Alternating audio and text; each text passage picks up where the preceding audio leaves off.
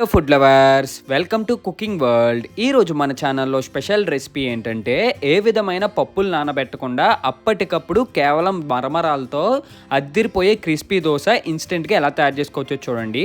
పొద్దున్నే టిఫిన్లోకి మనకి ఏ పప్పులు లేకపోయినా కేవలం మరమరాలతోనే ఈజీగా చేసేయచ్చు.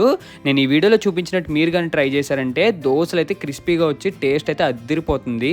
వీడియోని అయితే ఎక్కడ స్కిప్ చేయకుండా చూడండి, పక్కా కొలతలతో చేస్తేనే పర్ఫెక్ట్గా వస్తుంది. ముందుగా దీనికోసం ఒక పెద్ద గిన్నెలోకి 2 కప్పుల మరమరాలు తీసుకోవాలి. తర్వాత ఇందులోకి 2 నుండి 3 టేబుల్ స్పూన్ల పెరుగు వేసుకోండి. పెరుగు వేసేసి మొత్తం చేత్తో ఈ పెరుగు అంతా ఈ మరమరాల్లోకి కలిసేంత వరకు బాగా కలుపుకోవాలి. ఈ పెరుగు వల్ల మరమరాలు కొద్దిగా మెత్తబడతాయి అన్నమాట. ఇలా మెత్తబడిన తర్వాత ఒక మిక్సీ జార్లోకి ఈ మిక్సర్ని మొత్తం అయితే వేసేసుకోండి. మనం ఎంత క్వాంటిటీ తీసుకోవాలనుకుంటున్నామో దాన్ని బట్టి అయితే మరమరాలు వేసుకోవాలన్నమాట.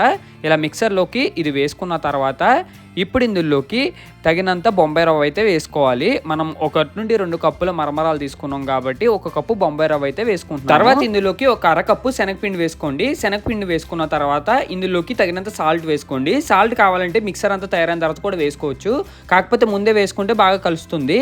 ఇలా కొద్దిగా వేసేసుకుని దీంట్లో వాటర్ వేసేసి ఈ కన్సిస్టెన్సీ వచ్చేంత వరకు మనం మిక్సీ అయితే పట్టించేసుకోవాలి. ఇలా మిక్సీ పట్టించేసుకున్న తర్వాత ఈ బ్యాటర్ని మొత్తం ఒక పెద్ద గిన్నెలోకి తీసేసుకుని ఇందులోకి కొద్దిగా వంట సోడా అయితే వేసుకోండి.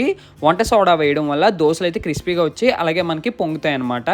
అలా వేసుకున్న తర్వాత ఇప్పుడు స్టవ్ మీద ఒక ప్యాన్ పెట్టి అందులో ఆయిల్ వేసుకోండి. ఆయిల్ వేడెక్కాక 7-8 పచ్చిమిరపకాయలు వేసుకుని ఇందులోకి కొన్ని పల్లీలు వేసుకోండి. పల్లీలు వేసుకున్న తర్వాత ఇందులోకి 2 నుండి 3 టేబుల్ స్పూన్ల గొల్లశనగపప్పు వేసి వాసన పోయేంత వరకు స్టవ్ని లో టు మీడియం ఫ్లేమ్లో పెట్టుకుని వేయించుకోండి. తర్వాత ఇందులోకి కొన్ని వెల్లుల్లిపాయలు వేసుకోవాలి. వెల్లుల్లిపాయలు వేసుకున్న తర్వాత ఇందులోకి 1 టేబుల్ స్పూన్ జీలకర్ర వేసుకోండి. తర్వాత ఇందులో కొద్దిగా కొత్తిమీర వేసి ఇప్పుడు ఇదంతా మొత్తం పచ్చివాసన పోయేంత వరకు గరిటెతో కంటిన్యూస్గా అయితే మనం కలుపుతూ ఉండాలన్నమాట. ఇవన్నీ బాగా వేయిన తర్వాత మనమైతే ఇవి చల్లారబెట్టుకోవాలి. చల్లారిన తర్వాత ఇప్పుడు ఒక మిక్సీ జార్ తీసుకుని మిక్సీ జార్లోకి అయితే వేసుకోండి. తర్వాత ఇందులోకి తగినంత కల్లుపు కానీ నార్మల్ సాల్ట్ వేసుకుని చట్నీ అయితే ఈ విధంగా రెడీ చేసుకుని పక్కకైతే ఉంచుకోండి.